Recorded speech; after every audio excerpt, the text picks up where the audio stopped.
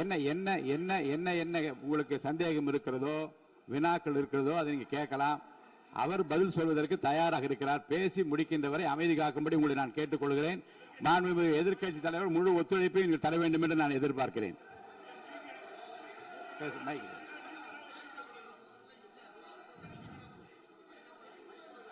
Mic கொடுங்க. மாண்புமிகு எதிர்க்கட்சி தலைவர் பேரவைத் தலைவர் நீங்க உட்காருங்க. நேற்று நான் பேசும்போது சில அமைச்சர்கள் குறுக்கிட்டு பேசினாங்க, அதற்கு நீங்க அனுமதி கொடுத்தீங்க. அது மாதிரி இன்னைக்கு முதலமைச்சர் பேசும்போது சில வார்த்தைகள், தவறான வார்த்தைகள் பேசுறாரு. அவர் பார்ட்டி ஃபண்ட் அப்படின்னு சொல்லியிருக்கிறாரு. அவர் அமைச்சர் அந்த பார்ட்டி ஃபண்ட் எந்த பார்ட்டின்னு கூட சொல்ல தைரியம் இருந்தா சொல்லுங்க, நாங்க அதெல்லாம் ஃபேஸ் பண்ண தயாரா இருக்கோம். எதையும் ஆதாரத்தோடு எதையும் பேசுங்க. நீங்க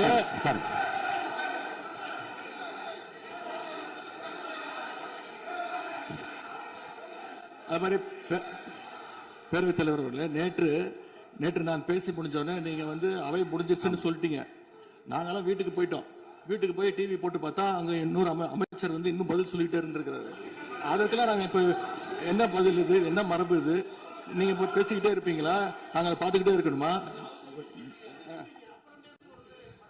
அதே மாதிரி இன்னைக்கு முதலமைச்சர் அவர்கள் பேசும்போது நாங்களும் அமைதியா கேட்டுட்டு தான் இருந்தோம். ஆனா சில கருத்துக்கள் அவர் பேசும்போது அதை நாங்க அனுமதிக்க முடியாது. ஆதாரத்தோடு ஏதாவது பேசணும்னா, குற்றச்சாட்டுகள் சொல்லும் போது ஆதாரத்தோடு சொன்னீங்கன்னா அதை நாங்க ப்ரூவ் பண்றதுக்கு தயாராக இருக்கு. மாண்புமிகு உறுப்பினர் அவர்கள் இருங்க. நேற்று மாண்புமிகு எதிர்க்கட்சி தலைவர்கள் பேசியதும் மாண்புமிகு பொதுப்பணித் தலைவர்கள் பேசியதும் ஆதாரம் இல்லாமல் பேசக்கூடாது என்று நான் சொன்னேன். ஆய்வு செய்து நீக்கப்பட வேண்டியது நீக்கும் என்று சொன்னேன். இப்போது மாண்புமிகு முதல்வர் அவர்கள் பேசி முடிக்கட்டும். நீங்கள் கூறிய கருத்துப்படி அதில் ஆதாரங்கள் இல்லாத குறிப்பாக இருந்தால் அதை நீக்குவதற்குரிய உரிமை எனக்கு இருக்கிறது. ஆய்வு செய்து நான் நடவடிக்கை எடுப்பேன். இப்போது மாண்புமிகு முதலமைச்சர் அவர்கள் பேசலாம். இந்த டாஸ்மாக் மாதிரியே பல டிபார்ட்மெண்ட்லயும் மறுபடியும் சொல்றேன், கட்சி நிதின்ற பேர்ல அடிச்ச கொள்ளைய ஒன்னா கவர்மெண்டோட கஜானாக்குள்ளேயே கொண்டு சேர்த்துக்கிட்டே இருக்கிறாங்க. இப்பவும் சொல்றேன், மக்கள் பணத்திலிருந்து ஒரு பைசா கூட தொடமாட்டோம், தொடவும் விடமாட்டோம், தொட்டா விடமாட்டோம், இதுக்கு முன்னாடி தொட்டவங்களையும் விடமாட்டோம்.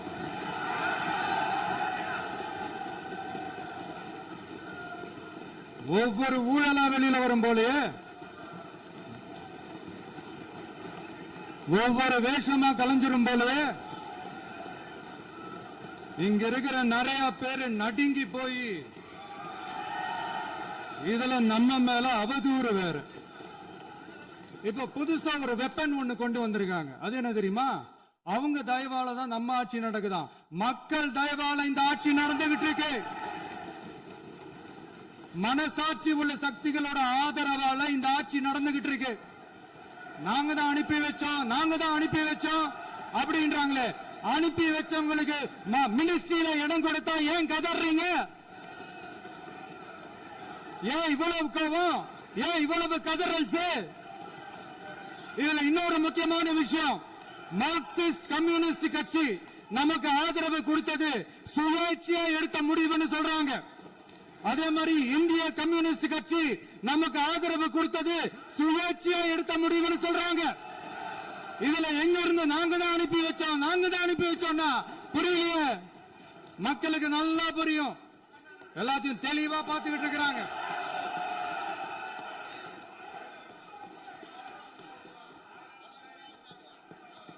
முதலமைச்சர் கண்டினியூ பண்ணலாம். முதலமைச்சர்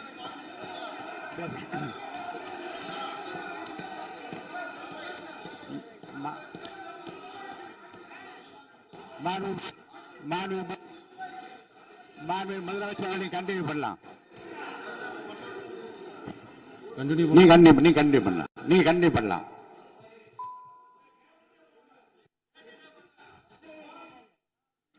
இந்த சமூக நீதி அரசுன்னு சொல்றவங்களை பார்த்து கேட்கிறேன், நம்ம பட்டியலின சகோதரர்களுக்கு எத்தனை அமைச்சர் பதவி கொடுத்தீங்கன்னு கொஞ்சம் சொல்ல முடியுமா? ஆனா நம்மளுடைய அரசுல 8 அமைச்சர் பதவிகள் யாருக்கு? நம்ம பட்டியலின சகோதரர்களுக்கு. எல்லாம் நம்ம அண்ணன், நம்ம தம்பி, நம்ம தங்கச்சிங்க. அண்ணல் அம்பேத்கர் அவர்களுடைய கிட்டத்தட்ட 100 ஆண்டு கால கனவு இப்ப நிறைவேறி இருக்கு. நான் ஏன் கொஞ்சம் சவுண்டா பேசுறேன் அப்படின்னா அவங்களுக்கு கேட்கணுன்றதுக்காக, தப்பா எடுத்துக்காது. அதே மாதிரி பெண்களோட பாதுகாவலர் நாங்க தான் அப்படின்னு சொல்லிக்கிறவங்களை கேட்கிறேன், எத்தனை பெண்களுக்கு அமைச்சர் பதவியில இடம் கொடுத்தீங்க கொஞ்சம் சொல்ல முடியுமா? எங்க அரசுல 4 சகோதரிகளுக்கு அமைச்சர் பதவி கொடுத்திருக்கிறோம்.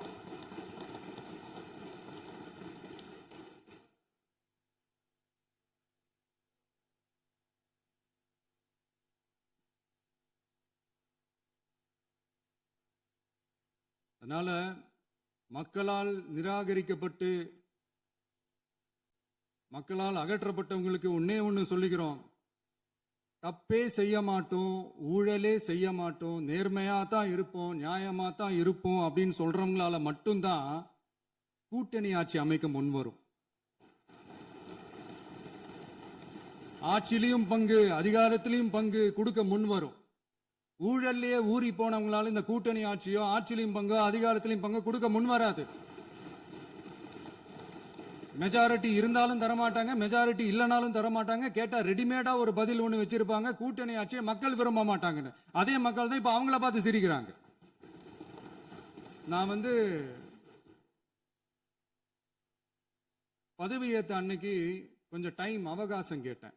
எதுக்கு கேட்டேன்? நிதி நிலைமைலாம் கொஞ்சம் மோசமா இருக்குது, அதெல்லாம் கொஞ்சம் சரி செஞ்சுக்கிட்டு படிப்படியா கொஞ்சம் கொஞ்சமா நான் கொடுத்த வாக்குறுதிகள்லாம் செயல்படுத்துவேன், அதுக்காக கொஞ்சம் டைம் அவகாசம் கேட்டேன். நான் ஏதோ வேற எதுக்காகவோ வேற யாருக்காகவோ ஏதோ அவகாசம் கேட்ட மாதிரி. அடுத்து இங்க சபையில இல்லாதவங்களை பத்தி பேச வேண்டாம்னு நினைக்கிறேன்.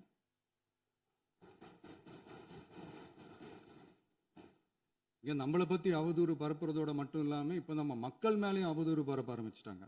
மக்கள் நமக்கு ஓட்டு போட்டது தப்பான், குடும்பம் குடும்பமா நமக்கு ஆதரிச்சது தப்பான். இது இப்ப இல்ல, நான் சொல்றது எம்ஜிஆர் அவர்கள் காலத்திலிருந்தே. அப்பவே அவர் ஜெயிச்சப்போ அதே மக்களை தப்பு தப்பா பேசுறது. மக்கள் என்ன பண்ணிட்டாங்க, எம்ஜிஆர் என்ன பண்ணிட்டாரு, எம்ஜிஆர் என்ன இது பண்ணிட்டாரு. 50 வருஷமா ஒரே டெக்னிக்கா.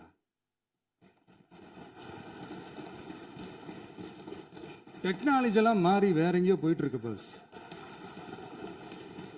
இதுல கொஞ்சம் டெக்னிக்காச்சும் கொஞ்சம் மாத்தினா கொஞ்சம் நல்லா இருக்கும். அதனால மக்களுக்கு யூஸ்ஃபுல்லா இருக்கிற மாதிரி இந்த ஆக்கப்பூர்வமான கருத்துக்களோ ஆக்கப்பூர்வமான யோசனைகளோ இருந்தா சொல்லுங்க, அதை நாங்க டெஃபரெண்டா எடுத்துக்கிறோம். ஆனா அதை விட்டுட்டு இந்த நக்கல் நையாண்டி சம்பந்தம் இல்லாத பேச்சு இதெல்லாம் பேசிட்டு அப்புறம் முதல்வர் பதில் சொல்லல, முதல்வருக்கு பதில் சொல்ல தெரியல அப்படின்னா அப்புறம் என்ன சோஃபா மாடல் ஆட்சியா? அது என்னன்னு புரியறதுக்கு எனக்கு ரொம்ப நாள் ஆச்சு. இந்த sofa set, table chair, teapoy, furniture பிசினஸ்லாம் வேற எங்க வெளியில போய் பண்ண சொல்லுங்க. அப்படி அந்த பிசினஸ் தான் பண்ணணும்னா நிறைய பிசினஸ் பண்ற மாதிரி வெளியில போய் பண்ண சொல்லுங்க, இங்க சட்டசபைக்குள்ள வேணாம். அதனால ஆக்கப்பூர்வமான கருத்துக்கள் இருந்தா சொல்லுங்க, டெஃபினட்டா அது சரியா இருந்தா நாங்க ஏத்துக்கிறோம். எனக்கு ஒரு குட்டி கதை ஒன்று ஞாபகம் வருது, சொல்லாமா? ஒரு ஊர்ல ஒரு பெரியவர் வெயில் ரொம்ப ஜாஸ்தியா இருக்குன்னு சொல்லிட்டு கண்ணுக்கு மேல கை வச்சுக்கிட்டு இப்படி சுத்தி முத்தி தேடிக்கிட்டு இருந்தாராம். அப்ப கூட இருந்த ஒரு சின்ன பையன் என்ன தேடுறீங்க அப்படின்னு கேட்டானா. அதுக்கு அந்த பெரியவர் சொன்னாரா, அது ஒண்ணு இல்ல தம்பி, உங்க அப்பா இங்கதான் இருப்பாருன்னு சொன்னாங்க, அதான் தேடிக்கிட்டு இருக்கேன். எங்க உங்க அப்பாவையா காணோம்?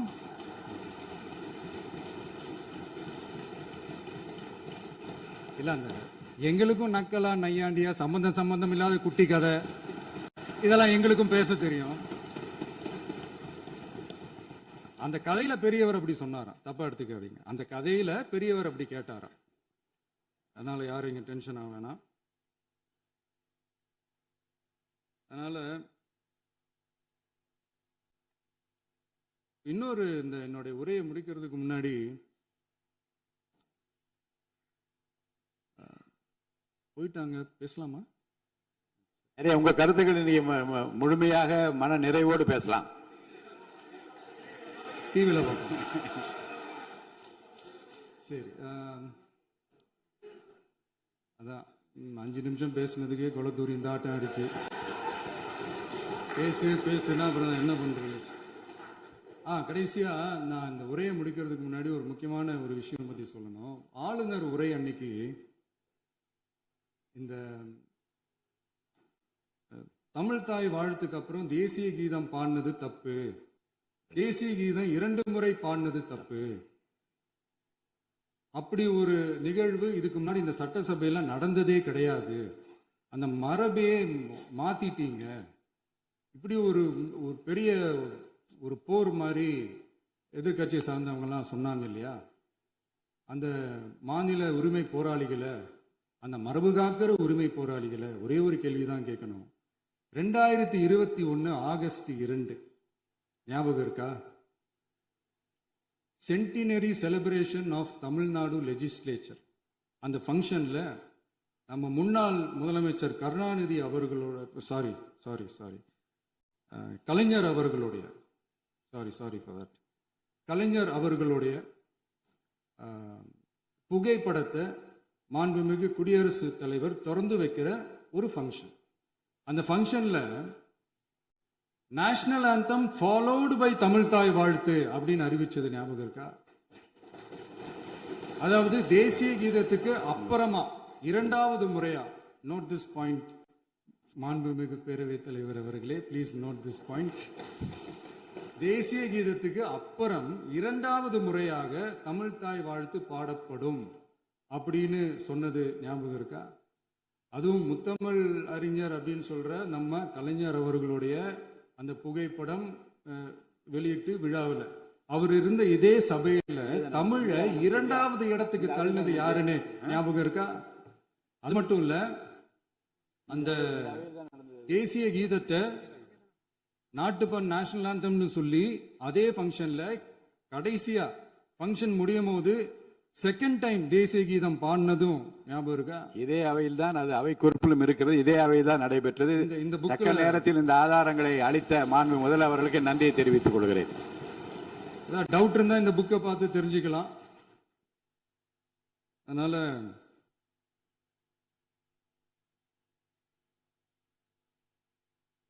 இதெல்லாம் கேட்டா என்ன சொல்லுவாங்கன்னா, அது ஜனாதிபதி கலந்துகிட்ட ஃபங்க்ஷன், அதெல்லாம் அப்படிதான், அதெல்லாம் கண்டுக்க கூடாது அப்படின்னு சொல்லுவாங்க. இதே மாதிரிதான் பேசுறது ஒண்ணு, செய்யறது ஒண்ணு, பேசுறது ஒண்ணு. இதெல்லாம் மக்கள் பார்த்துக்கிட்டு இருக்காங்க. எலெக்ஷனுக்கு முன்னாடி தான் அப்படி செஞ்சுக்கிட்டு இருந்தாங்க, இப்போ எலெக்ஷனுக்கு அப்புறம் அதே தான் செய்யறாங்க. இந்த விஜயையும் சாமானியர்களின் உண்மையான சமூக நீதி அரசையும் அவமானப்படுத்துறதுக்கு தான் அவங்களோட அந்த பொலிட்டிக்கல் சீனியாரிட்டி அது பயன்படுத்துது போல. சரி, செய்யட்டும், நல்லா செய்யட்டும். இப்போ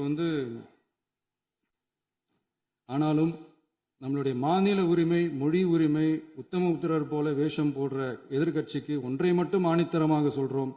உங்களை மாதிரி தமிழ்னு சொல்லிக்கிட்டு, மொழி, பண்பாடு, கலாச்சாரம்னு சொல்லிக்கிட்டு ரெட்டை வேஷம் போடுறவங்க நாங்க கிடையாது.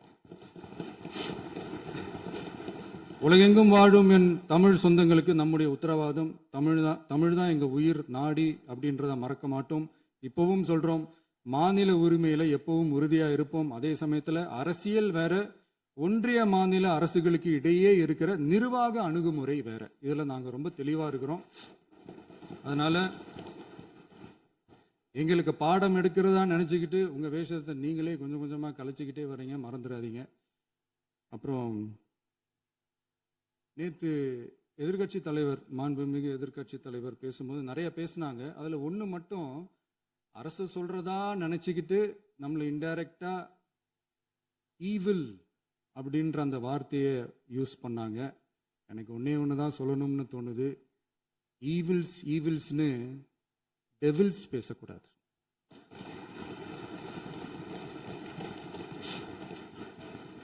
அவங்க இருந்திருந்தா ஒரு ஆக்ஷன் பண்ணணும்னு எனக்கு தோணுச்சு. எல்லாரும் போயிட்டாங்க.